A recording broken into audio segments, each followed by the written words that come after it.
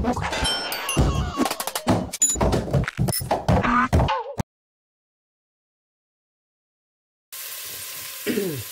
nagluto pala ako ng ito yung bibi o sa Bisaya bibi, sa Tagalog itik.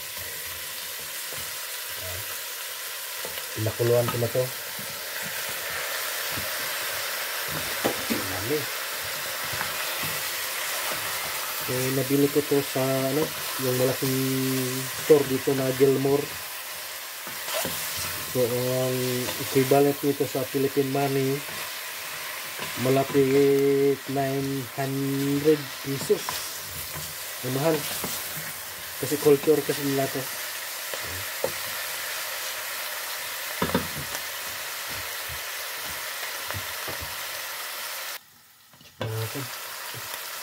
Maglagay ako ng cube.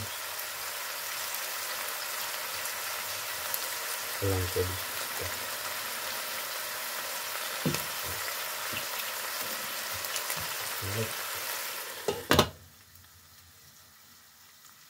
Sinigyan ko ng black beans.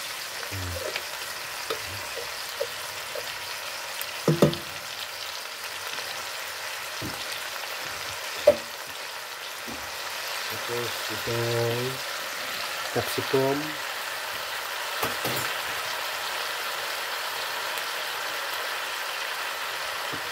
Tapos yung nilagang sabaw. Lagay ko.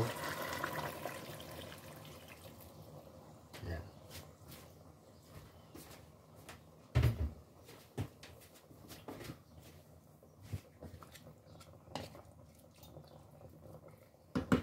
Ano muna.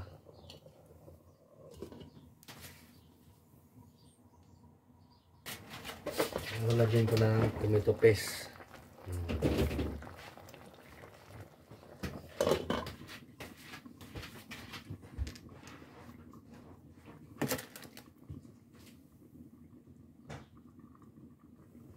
So, check natin.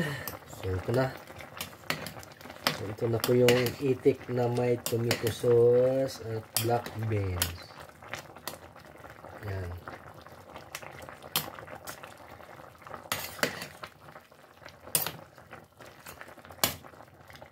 So, yan. So, luto na po ito, guys.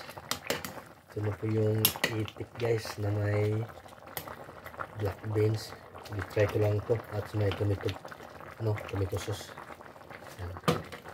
Thanks for watching, guys. Bye.